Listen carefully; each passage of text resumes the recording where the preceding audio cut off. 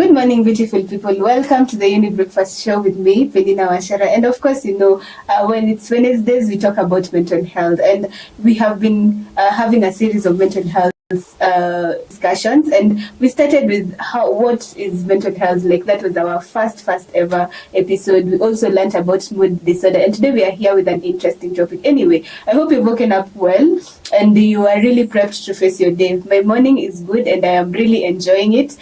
So far so good. Anyway, as you know, we usually have the morning bite of the day, so let's go straight to the morning bite of the day.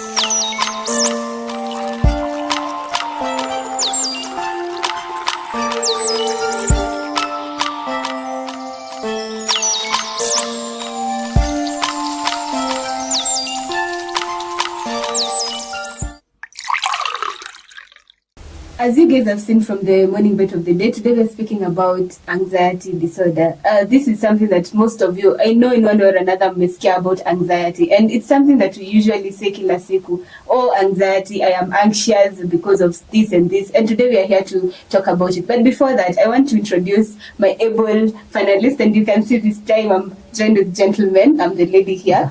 And I want us to start by introducing ourselves, Kwanza. So let's start with you. Thank you for having me. My name is Kenneth Ndogoni. I'm a facilitator at PSC, and thank you for having me again. Okay, welcome. Hi. So my name is Muthami. I'm also a facilitator at PSC, and I'm really happy to be here for the second time. Welcome. And I'm sure these people will be seeing your face for quite a while. Yes, yeah, they will. So they need to get used to you guys already. Anyway, so we are saying that we are talking about anxiety disorder, but before that, let's see what the team, and to be precise, Ken, has been up to in the previous week. So let's watch this.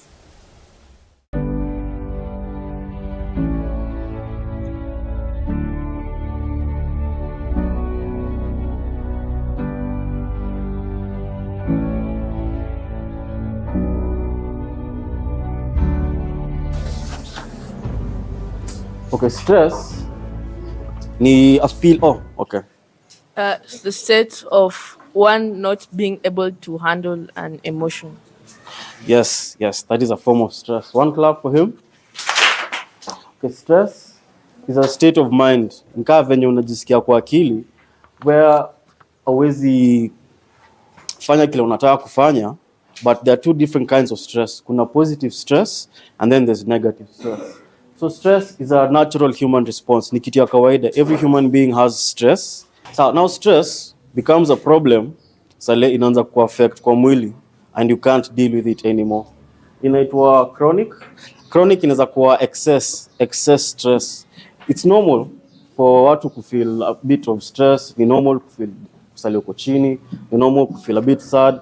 Lakini when it becomes kila siku unaamka unasikia vibaya, kila siku unaamka unasikia umekasirika, alafu ina interfere na ile kazi yako, either going to school or communicating with your friends, that is when it becomes a problem, and then that is when it can affect your life. So one of the ways stress you affect sisi, first of all, inaanzanga kwa mwili, alafu inaenda kwa akili. So kwa mwili kuna hizi hormones you control, either ukishtuka unasikia kupiga mtu, ama unasikia kuhepa, ama una freeze tu. So stress you trigger hizi hormones zireleasiwe kwa mtu. Inaitwa adrenaline. Who has heard of adrenaline? You guys are smart. So adrenaline you produce sale mtu ako na stress, and it helps us perform that action a bit better, ama a bit well. And if it's produced in excess, some mwili yako inaweza anza kuwa affected. So one of the symptoms inaanzanga kwa mwili ni aches and pains, kumwa na mwili ovyo. Chest pains, unasikia kama roho ina beat sana, trouble sleeping, either una sleep excess ama upati usingizi at all. That's another one. Kumwa na kichwa na kugonjeka ovyo. Unajua pia mwili kama I feel vizuri, utagonjeka haraka, unapata mahoma, unaumwa na tumbo ovyo. It's another sign that whatever you're going through needs to be rectified. Alafu, one of you has mentioned drugs as a means of dealing with stress ama avoid watu, because sale feel vizuri na utakangi kuona mtu, si ndio? So sadness in the simplest way is a state where you just feel down. You don't feel like doing anything, you don't feel like talking to anyone. Your feelings are in a state where you cannot just be yourself. So you don't feel like doing anything. Sadness and depression are very similar. So it's one of the things to watch out for as well. I want to talk to you about how to improve your stress levels. Venye utajisaidia at least improve venye unajisikia. Kulala vizuri. Lazima ulale vizuri. Because when you sleep, your brain heals and also your body heals. Eating well. If your body, your body is a vessel for your mind. Sindio? Exercise. Alafu routine. Routine inamaanisha kwa siku unajua kile unafanya. The importance ya kuwa na hiyo routine ni akili yako itashinda ikifikiria saa nifanye nini next. Ukishinda ukiwa idle, utashinda ukifikiria. Na ukishinda ukifikiria, unaweza anza kufikiria vitu zenye zikusaidia. Sawa? And hobbies are well as a form of routine. Alafu, mmesema you have best friends and friends. It's important to talk to one another. Because ukijiwekea shida, unajua huwezi saidiwa. Because friends, kazi ya friends ni nini? Si ni kusaidiana. Kusaidiana na kusaidiana to feel vizuri. So friendships are important and the right kind of friends. Alafu boundaries. If someone tells you to do something and you're not comfortable with it, it's okay to say no. And assertiveness. Assertiveness ni kujua kile unataka. To have the confidence to say, this is what I want and please help me get it. Or, this is what I want, I do not want to do this. Like I said, it's okay to say no. Relaxation, at least once now, hata kulala, maybe a power nap. Because kulala pia yusaidia. Kurelax tu, usifanye kitu, as in kukaa tu, fikirie upoe. And then finally, learning to say thank you. Learning to appreciate what you have. Gratitude. So Ken, what have we watched right now? Basically, we were trying to offer some psychoeducative services for some of the kids at the church hall, and the part I was teaching was about stress and stress management. Mm-hmm. It's really important for the kids to understand, first of all, stress is normal, and stress is a part of our daily lives, but there's healthy stress and then there's unhealthy stress. Now, I was teaching them some coping mechanisms. First of all, to identify when they're stressed, some signs, some symptoms, and then first and foremost, how to identify when they've been really stressed out, not just dealing with normal day-to-day stress like going to school. Just being hungry is also like a form of stress. But then when that stress comes to a point where it's interfering with your normal day-to-day life, that's when it becomes a problem. So I give them some coping mechanisms, some ways for them to be able to elevate themselves and make them feel a little bit better, and also some advice as to where they can seek some professional help, and also ways they can help themselves. So I hope they had fun with our class. We also hope so. Yeah. Anyway, so guys, you've seen what the Younib psychologists are doing for the community, and remember, you can also get help if you have any issue about mental health. You just have to call a number that either we'll put it here, and you'll be helped in whatever problem you have. Sindio? Yeah. Anyway, remember this conversation or this show is brought to you by Younib organization and also Missio. Sure. So guys, let's continue interacting also on our social media platform, Younib_TV on Instagram, Younib Media TV on Facebook, and there's a number on your screen, 0719 144 144. So today, as I told you, we're talking about anxiety disorder. We already learned about mood disorder, and now we are here to also understand what is anxiety disorder. And I would like you, Ken, please start us off by giving us the definition of anxiety disorder. Okay, so anxiety is another classification of mental disorders that deal with excessive fear or nervousness, and it differs from like normal nervousness and anxiety in that it's prolonged and it interferes with your day-to-day life. So preferably if it's been more than 6 months and you've been experiencing extreme nervousness or extreme anxiety, which is basically an uneasiness, basically a fear of what is to come, maybe like the future or an event that has not happened yet. That is basically what we call anxiety. So it becomes a disorder when it interferes with your day-to-day life. So maybe if you're experiencing like 6 months worth of like stress in terms of you're always overthinking about what's going to happen, how it's going to happen, and it doesn't even happen yet, that's when it becomes a disorder. Yeah. Awesome. You have anything to add on that? Well, maybe. What I understand about anxiety is that it's, like you said, it's prolonged worry. So that means if you're always constantly worrying, you're feeling uneasy, you're feeling a bit restless, that classifies as anxiety because it's been happening for a long period. Stress is okay. Stress is like a normal day-to-day thing. But now you see, the way you combat it, it doesn't necessarily take like a month or a week of thinking about the same event, but for prolonged periods, let's say 6 months, you're thinking, you're constantly worried, you don't know how the future is going to show up, you're worried that you're going to look a certain way, you're uneasy because something, whatever you may choose to be uneasy about. If it takes too long, that's genuinely a disorder. That's a disorder. So guys, I hope you have gotten to understand what the disorder is and what's the difference between anxiety. I think we need to know what's the difference between anxiety specifically and also anxiety disorder. Is there any difference? Well, anxiety is basically the normal body's response to stress. So anxiety is basically like a part of life. Maybe like you wake up, you're late for work, you feel anxious, that's normal. Maybe like you have an interview, maybe like for now, and preparing for it makes you feel a bit uneasy. Yeah. That's normal.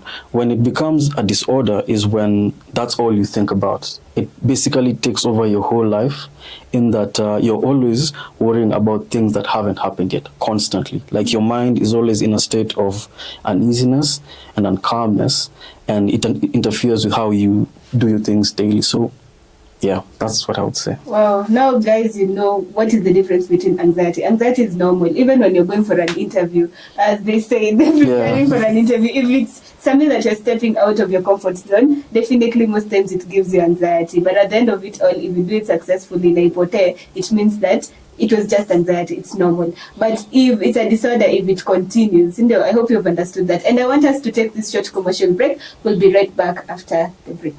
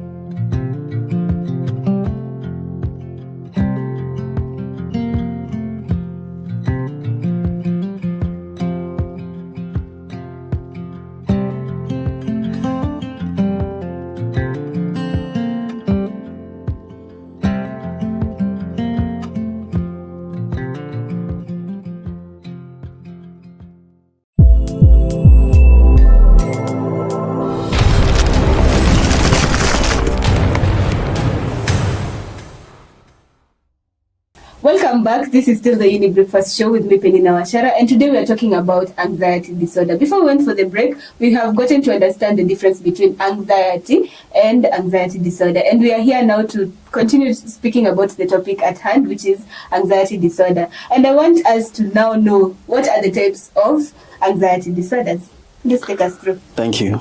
First and foremost, I'll talk about like panic disorder, like panic attacks, where like maybe within intervals of 10 to 20 minutes, you experience extreme body, maybe like increased on heart rate, where like you feel like there's a disconnect between mind and body. So your heart rate increases, you start sweating, some people get muscle shakes.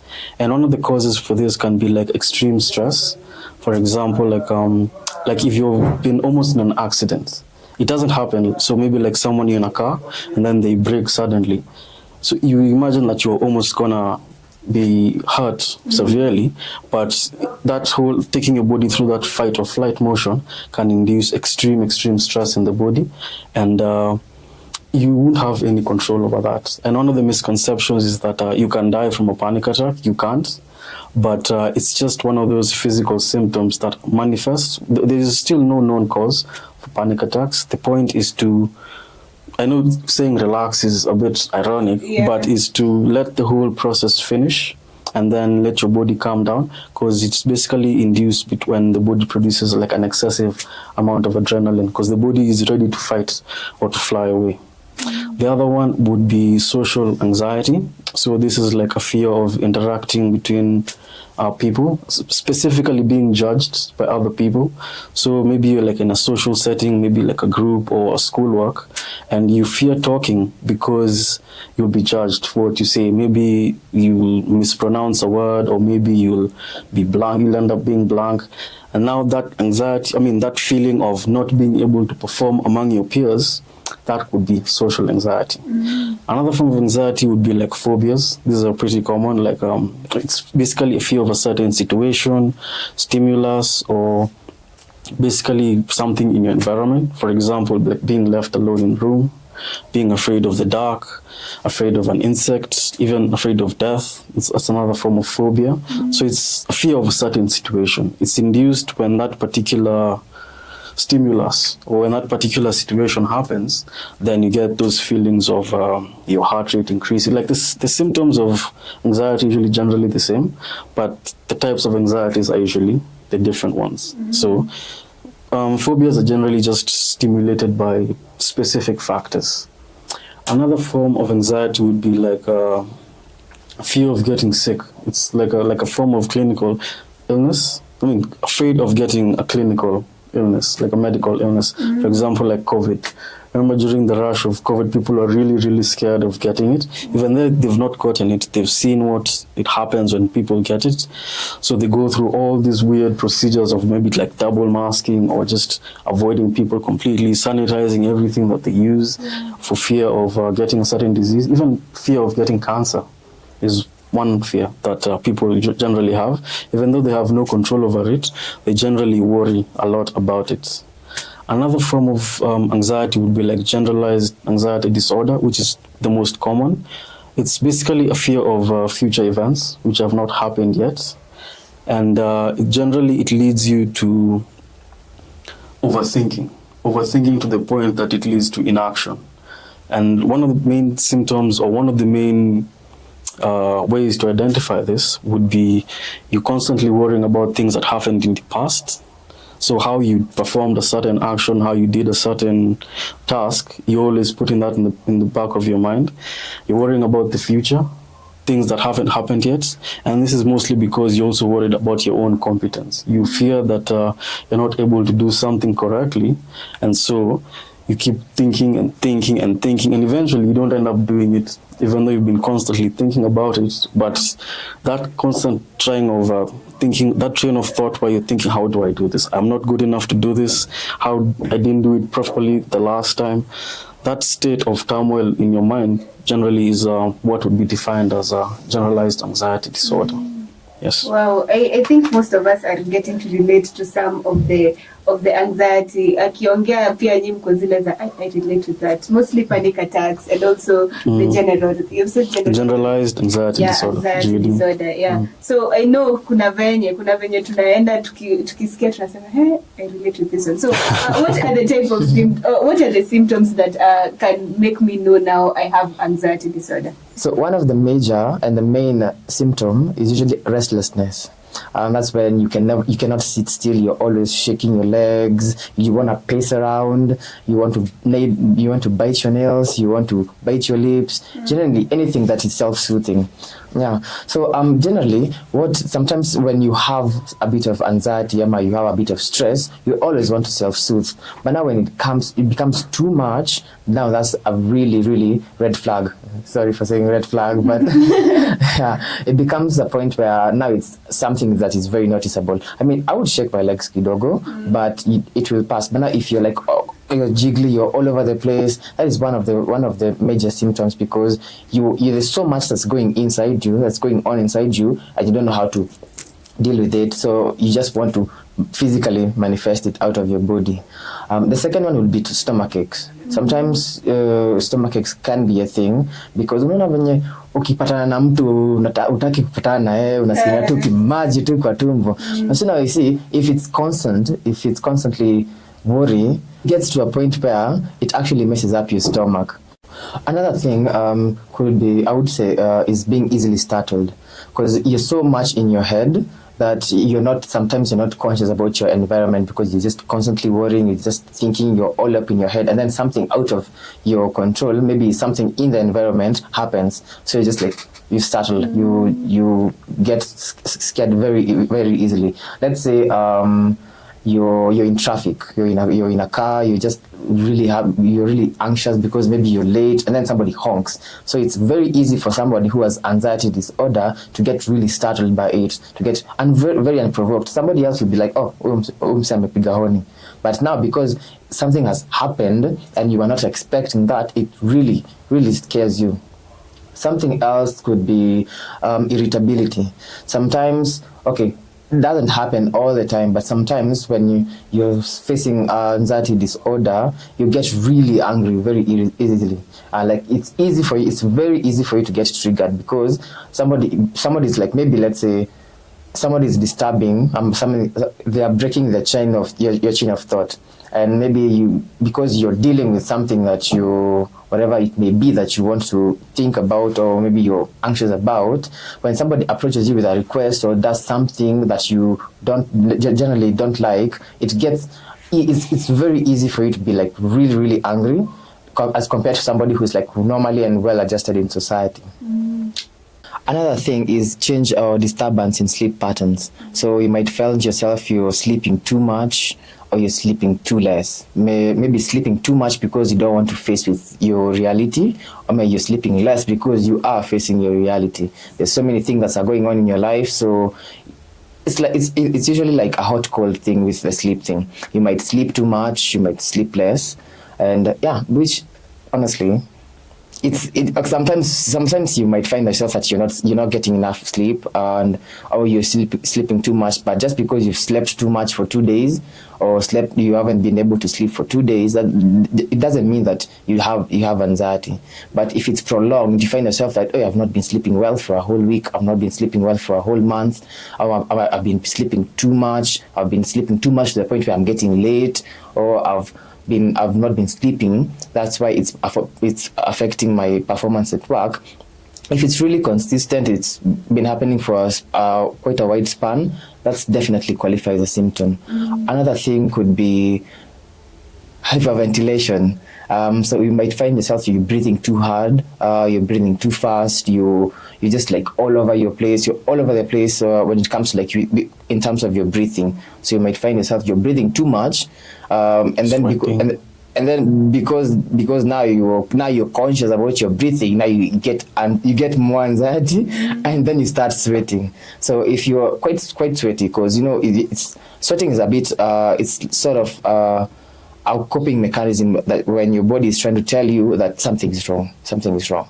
So you find that sometimes when you're when you're anxious about something, you find yourself that you get really sweaty, because now you're like, okay, I need to do something, I need to do this, I need to fix this, I need to talk to this person, but you don't want to. But now your body is telling you, okay, these thoughts that we're having, something is wrong. So it's just like trying to like dispatch the anxiety. Let me just say dispatch. Yeah. It's just like trying to take the stress out of the body so that so yeah, so that's going back, that's why you might find yourself you're sweating, and then now because you're sweating and you're afraid people are going to notice, you start fidgeting. And then now because you're fidgeting, you'll be like, oh my God, they'll notice that I'm sweaty, they'll notice I'm fidgeting, so now you start hyperventilating.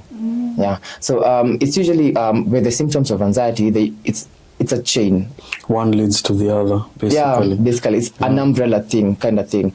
So there's this, which leads to this, which leads to this, which ends up to this. So yeah, so those are some of the symptoms that I would say manifest with anxiety. Wow, and I think that has made us even understand more about anxiety. And as we started off, we said that it's something that has been actually happening to our lives, like it's daily. Utapata hata ukijaribu kuamka kwenda job, maybe there's something that is just there to make you anxious in one way or another. So I feel like it's something that all of us can relate, and we all understand. Hata tukisikia hii, kwanza hata I remember in school, let me just give you guys like a story. When we were children, when we were going to school, you remember not doing assignments, and then you're going to school, and you see the teacher there looking at you, I want the books, and you have not done. Either you come up with a lie, or you already start sweating, or even start feeling anxious because you're remembering, guy, sijafanya assignment, what to even say. So at one point in our life, or generally, we have all had anxiety symptoms, but it doesn't mean that we have the disorder. What it means is that we are normal human beings, but if it is over a long period of time, that is when it becomes a disorder. So I hope all of us are following this. So when we come back to the discussion, I want us to go to other specific triggers that make somebody now become anxious or have anxiety. Yeah, there are. The triggers could be situational. So there's the environment that you're in, there's the obligations that you have, and then there's just generally your own persona. So let me talk about, let me give you an example, first of all. Let's say you try to call someone and then they don't pick up. Most people will be like, maybe they're busy, they'll call me later. Or maybe they're engaged with some other activity, or they could be driving or something, and they can call me back later. But if you have a specific, like GAD, like generalized anxiety disorder, the first thought is like something is wrong with that person. Why are they not picking up? Maybe they're sick, maybe they're dead, something has happened. You'll start overworking your brain thinking about what has happened to them, when in reality, maybe they didn't even get the phone call. Maybe their phone has been put to the side. Yeah. You see, that can be an example of a situation. Another example would be maybe the environment triggering you, especially if you have phobias. So maybe like you're afraid of the dark. Now, stima zimeenda nyumbani, so you can't see anything, and then your mind starts seeing things in the darkness. You see, there's nothing there, but then your brain is already making things up because you've already told your brain, there's something there, I'm afraid, I need to get away, I need to be able to change this situation so that I can feel safe. When in reality, there's really nothing wrong. So that's an example of how your environment can affect you. And then now your personality. Let's say maybe you're introverted, or maybe you don't like socializing as much, and then you're suddenly thrust in a situation where you're forced to engage. For example, I'll give the simplest example, like answering a question in class. The teacher asks a question, and then obviously you're not the type to raise your hand, but then you're picked. Your brain, first of all, just goes blank. And then the other thing is like, why me? What if I don't know? What if I don't? So your first thought is, why? And then you start thinking like something is wrong. Instead of just saying, because most people are very afraid of saying, I don't know. And there's nothing wrong with saying that. But if you start overthinking about what you're lacking, instead of thinking about what is actually available or what is present, that could be a trigger of anxiety. And then now, as maybe like for things that are happening in the environment, maybe even like the country, the way it's going.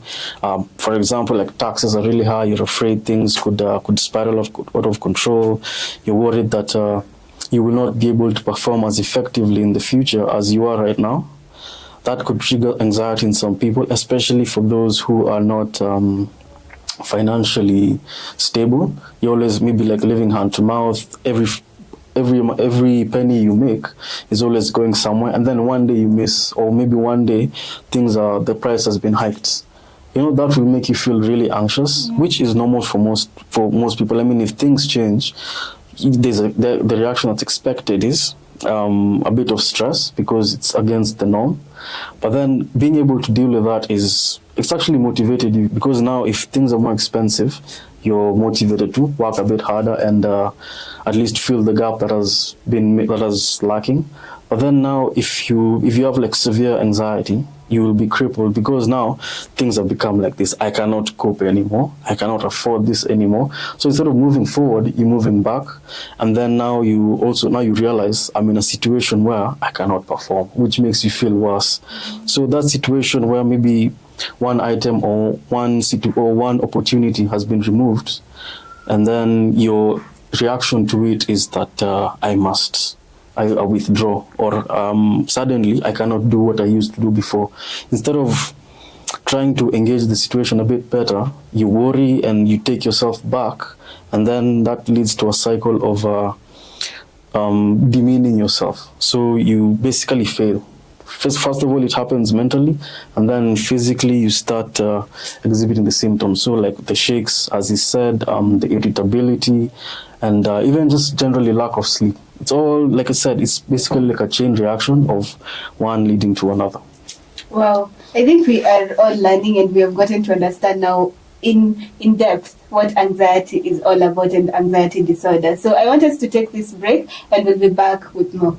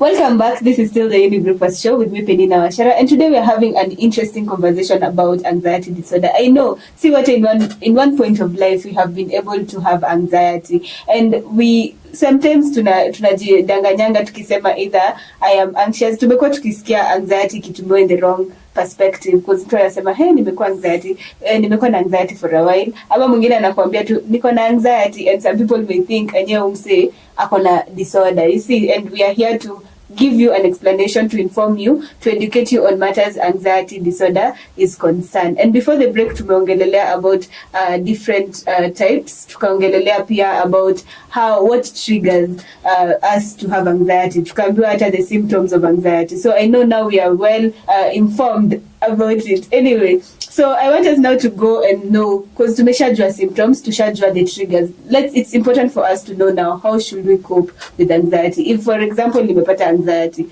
how should I cope with it? The first thing I would say is to relax, because by the virtue of you having an anxiety attack, that means that your body is overstimulated and it's telling you basically it's a fight within yourself. You're telling yourself you need to calm down, but you can't calm down. So one of the major strategies of coping with anxiety is to relax. This could involve something like burning sage. It could involve doing yoga, just spending a few minutes on your own, doing the thing. Yeah, basically anything that makes you feel like you're a bit relaxed, that takes you away from your thoughts, takes you away from the environment that you're in. Another one is nutrition. You really, if you find yourself you're facing a lot of anxiety attacks, you really need to watch your diet. That means eating healthier, drinking healthier, and basically being mindful of your well-being in terms of nutrition. That means if there are some foods that some people are quite picky. Some people, yes, we love chips, we all love fries. But then some people, you find that some people feel a bit bad, they feel a bit guilty once they have had junk food.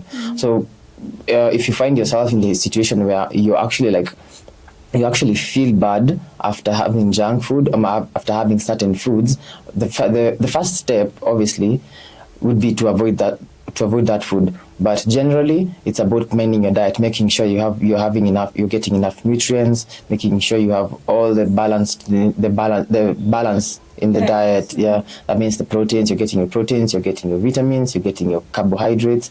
Being mindful about that. Another thing could be sleep. Because if you're not sleeping well, that means that your body is not working, it's not going to work okay. If you're getting too much sleep, that means you're going to feel sluggish. So unajua kuna venye ukilala sana unasikia pia hata umechoka. Yeah, because your body should have been doing something, but it was not. But also at the same time, if you sleep less, that means your body needs to sleep. You need to rest, but you're overworking your body. And the whole imbalance makes it harder to combat an anxiety attack.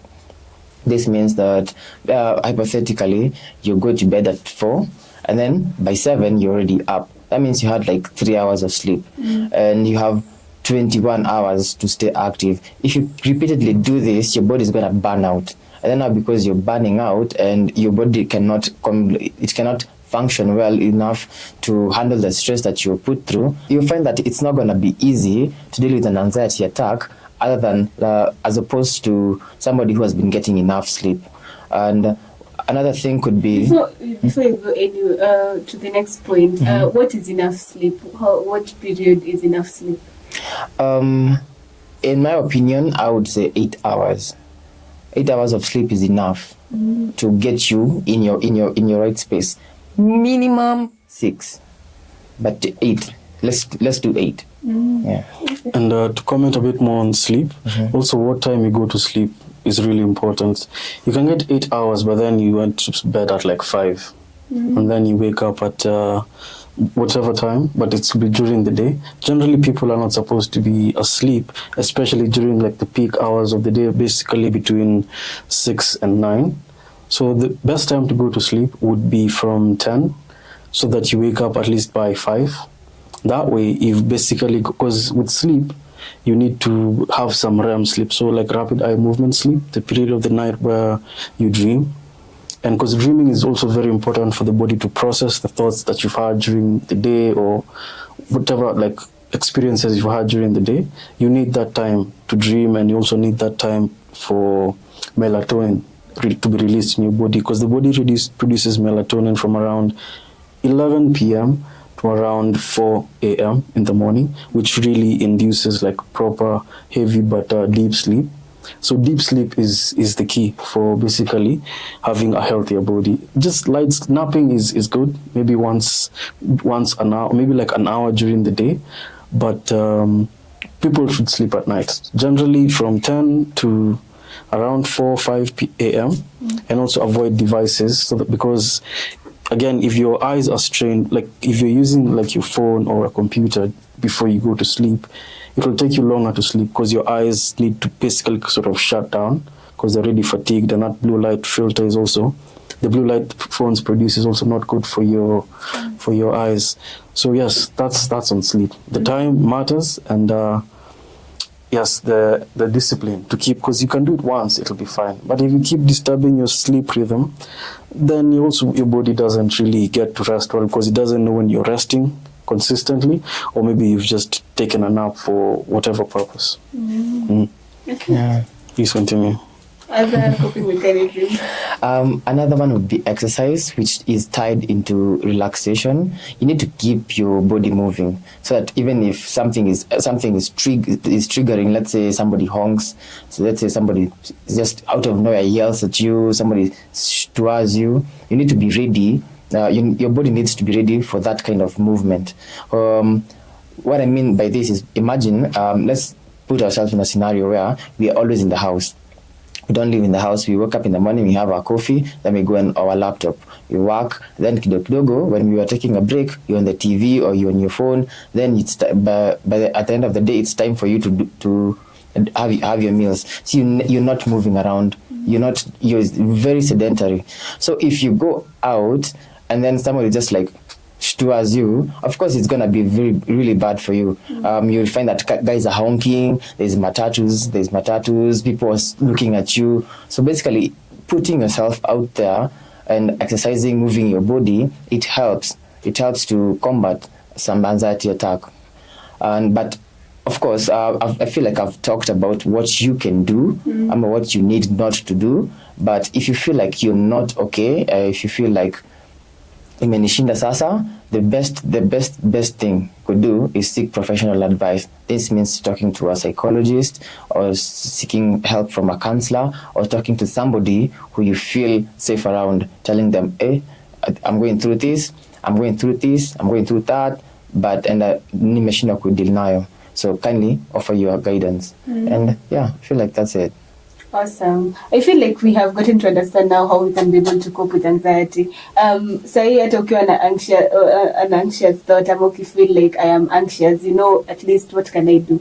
Maybe relax, maybe breathe in and out, and uone kama itakusaidia, so that at least now when you continue doing your activities of the day, you can be relaxed. Unajua, now my anxiety iko kando. But as amesema, if you feel like umefika mwisho ama unaona kama huwezi jisaidia hapo, you can seek professional advice, and we are here to give you that. Yes. As Younib organization in conjunction with Missio Ashen. Yes. So we have been talking about different types of mental health. How does anxiety coexist with other mental health disorders?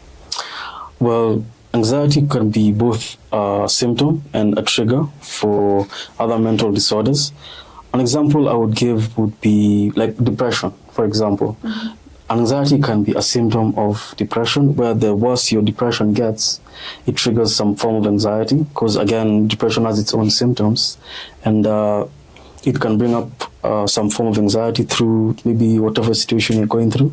But then also, having a lot of induced anxiety can also lead to depression in some way, because you're constantly in a state where you're not being able to perform, and then that brings your level of productivity lower and lower and lower, to a point where you reach a state and you're just so low that your mentality now shifts to a very negative space, and then now you start experiencing symptoms of depression.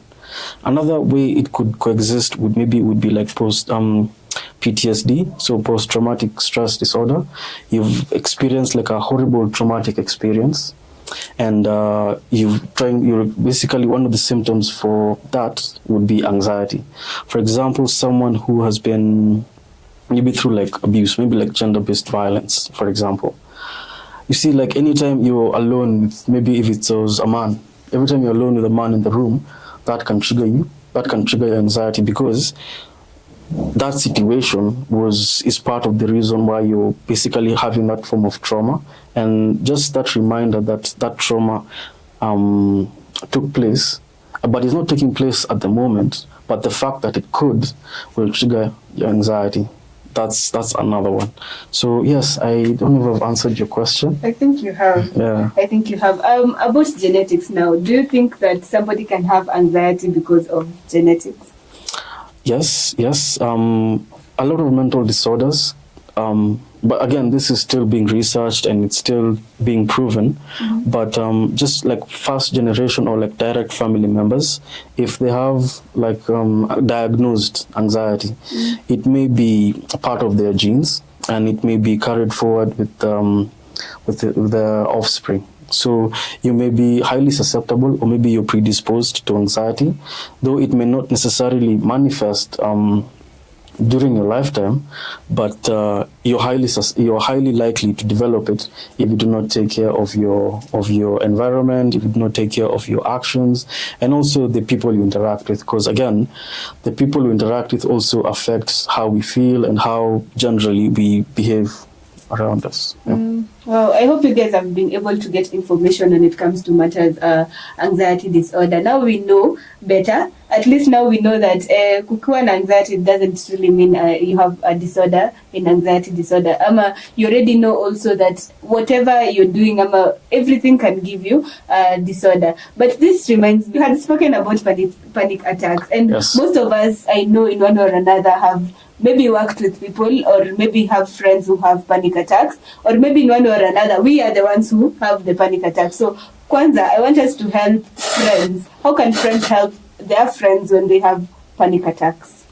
The first thing, the best thing to do is to totally don't engage them in physical touch. You just let them be themselves.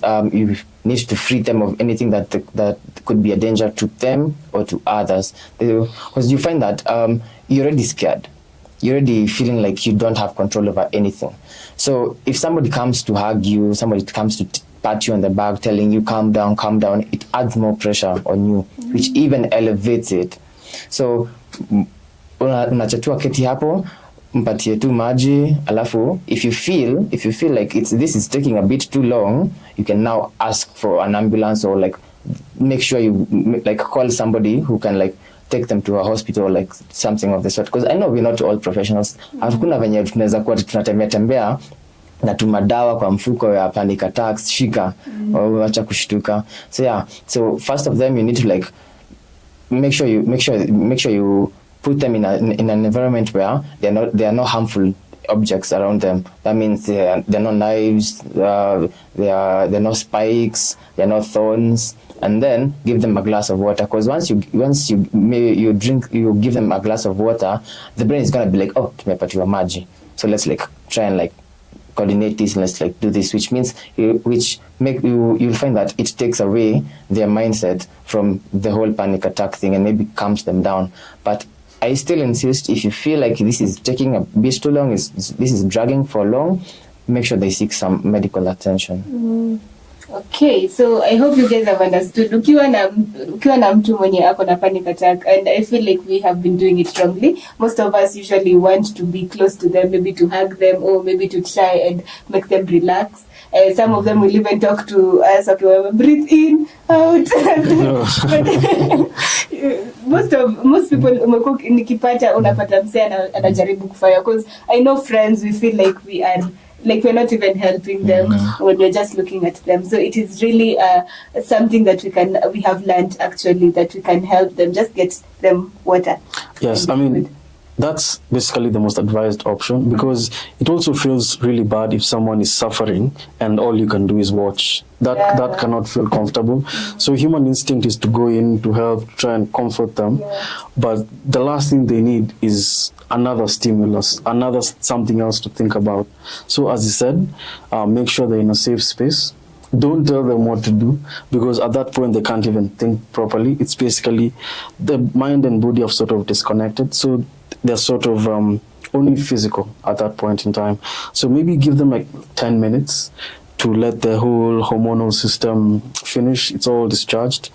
as I said, give them like a glass of water to cool the body down, and also to engage the body in something else other than just panicking. Yes. Awesome. So I hope you guys have taken notes about it, and now we can be able to help our friends better, right? Remember, we also offer therapy sessions, a money counseling session, and I want you guys to please talk about it. Why is it important for somebody to seek therapy or to seek help? The most important aspect of, or the most important reason to seek therapy is for your own wellness. Mental health is a selfish endeavor where you put yourself a number one. And regardless, because some people see therapy as a sign of weakness. It can be like maybe you're in a space where you can't deal with your own situation, you need to seek help. But there's nothing wrong with seeking help. I think about it this way. If your leg is hurt, if it's broken, you go to a doctor, right? So what happens if your head is hurt? You go to a head doctor, more or less. So that's what therapy is all about. It's seeking help for whatever injury or whatever trauma or situation that you need help in. And the best part about therapy is you usually end up better than you were before. So you also gain a sense of increased self-esteem, which we all need. And you learn how to deal with the stressors in your environment, and hopefully that kind of situation cannot affect you again. So it's basically for your own personal development and your own sense of growth. That's the most important thing about therapy, and it feels good. It feels good to talk about to someone about your troubles. Okay. So I hope you guys have heard from the horse's mouth. That's the right word to use anyway. And it's good to seek help where you need be. I feel like also everybody needs help in one way or another. So it's not a bad thing to seek help. Yes. So here at Younib we are offering free counseling services for you guys, and it's quite expensive out there. And if you get the opportunity to maybe if you get free, these things free, it's better. And this is our way of giving back to our community and trying to help individuals to become better people. Because anyway, we care about our community and we want to ensure that we coexist together and help each other so that tusisafe, usipate kila mtu tu akona stress kwa hii maisha. Already life in Kenya is giving you stress because of the economy and everything. So tunajaribu kukukatia stress away by giving you free counseling. So guys, take advantage of this and come get help, because most of us tunaitaka ni vile tu tunaogopa. So take that leap of faith, sindio? So this has been the Younib Breakfast Show with me, Penina Wachera, and my lovely guests here. And until next time, guys, I hope you enjoyed this segment, the conversation we've had. I want to send my vote of thanks to everyone who has made this show a success. Thank you to the camera person, Robert Okonyuma, to Valentine behind the scene, to Nduta, Grace behind the scene, and also to Ace. Thank you so much for making this show a success, and because of them, we are able to see this show well. Hapo tu vile umeketi kwa comfortable in taking your breakfast. And also to you, our viewers, I know it's not easy to always stay in front of a screen from the moment umeanza the conversation. So thank you so much for always streaming in or tuning in to Younib TV, and most of all to Younib Breakfast Show. And I know from here umetoka na information, because our show here at Younib Breakfast Show, we ensure that we inform you, educate you, and we get a little bit of entertainment. Definitely mmecheka, msiniambie hamjacheka vile mmewatch hii show. So anyway, thank you so much for being with us, and until next time, have a beautiful day ahead. Goodbye.